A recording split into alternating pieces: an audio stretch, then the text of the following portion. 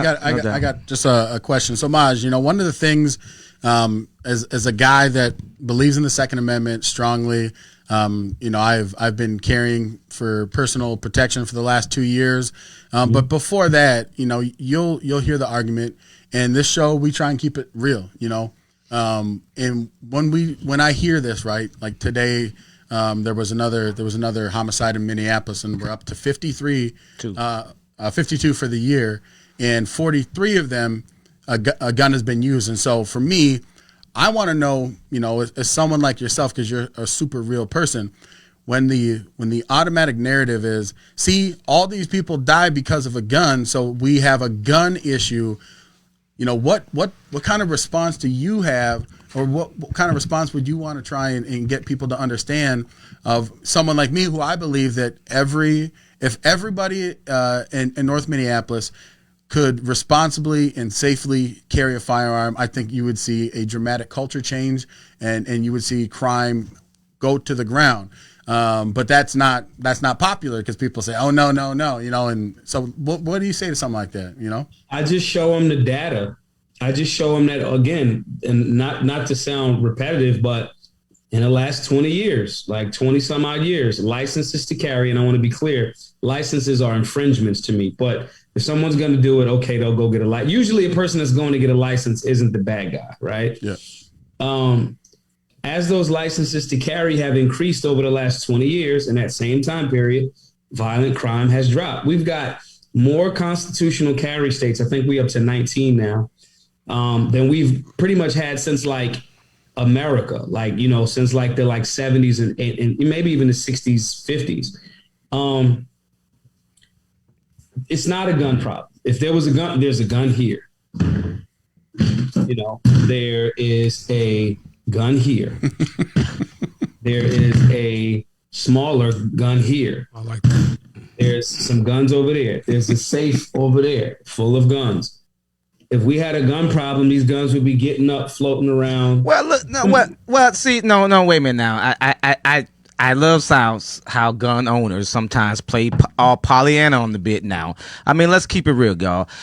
And you can call them outliers or what have you. It's also reality that, again, and I'll say it the way you just said it. In the last year and a half, violent gun crime is growing in particular cities. Again, we're not used to that here in Minneapolis. So to have 52 murders. Yes, y'all are. No, we're not. You don't live, Maj, wait a minute. You don't live here. The last time we had these amount of murders, by the summer of a year, it was when we were dubbed Murdapolis. The last time we never had back-to-back years of high gun crime years. Not in Minneapolis, it's existent. So let's look. So you would say that currently Minneapolis falls under the definition of an outlier because it's something rare. Absolutely. In that regard, yes. Right? This high yeah. Before we just go to the gun, we can't. So what happened last year?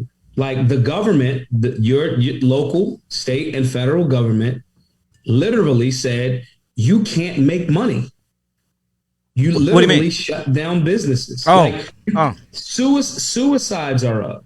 Across the globe. Due to COVID, absolutely, yeah. COVID lockdown. When there's an outlier, we gotta look at some of the extreme scenarios, because the whole time guns was there. And if we now are saying over the last year and a half to 2 years, right, around the time when we had government saying, hey, the police ain't coming. Y'all had a gang of people coming into Minneapolis pretending like they were down with BLM or with promoting the movement. Yes. That didn't live there. Yes. You know what I'm saying? That were burning things down. Yes, absolutely. Businesses. Yeah. Destroyed. I told you, man. I told you guys. Yeah. So these outliers, if we got an extreme case in homicides in a city that wasn't traditionally seeing that in that regard, when I said you've seen that before, I meant death. I didn't mean necessarily to that extent. Oh yeah, no doubt about that. Yeah. So we looking at the outlier here. We're looking at suicides up across the country. We can't just go, oh, it's the gun. There's other factors there. Yeah, no. You got the police who were like pretty much Democratic government said, hey, we're not going to have the police respond. Same type of leadership, so-called leadership said, hey, we're going to let violent criminals out of jail. Same leadership said, we're not going to let you run your businesses. People are like stressed out behind this. No doubt. So on top of the fact that, right, North Minneapolis, you go a little bit down on what's that, Hollywood Boulevard? I can't remember. What is it? Hennepin. In North Minneapolis? You cut over one little section, the energy look a little bit different. So correct. The hoodish part of Minneapolis wasn't something that was like in a great socioeconomic place in the first place. No. You know what I'm saying? And so when we look at the outlier, we got to look at, okay, what else has spiked? What else has spiked is too much government intervention. The same type of government intervention telling you what you can't do in your community. Same type of government intervention that'll say you don't have the means to defend your life lawfully. You know, I know a guy in Minneapolis, a homegirl of mine. They were really good friends. I forget the brother's name, man. He had this clothing line. He was murdered about a year or two ago in Minneapolis. And she was just like, this same thing, like this, why is this even going this direction? My point in saying that is you got to look at all of this stuff as the state. It's not racism is sanctioned by the state. You know, people not having the means to defend themselves, to shift that culture into a safe and responsible, you know how they say like an armed society is a polite society. Yeah. The state makes up rules that are in direct contradiction to the supreme law of the land, which is the Second Amendment of these United States of America.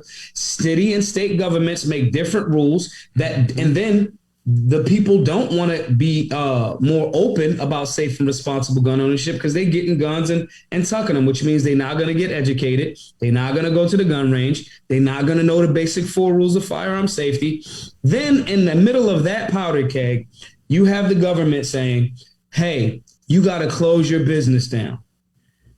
What is a dude or especially a dude that's not really on it like that mentally, right? Whether it's suicide or whether that's robberies, and robberies turn into homicides like that. The New York Minute. So these are these outliers, but the answer in all of these cases is government intervention when they should just be leaving us alone. Listen, I get it in the beginning.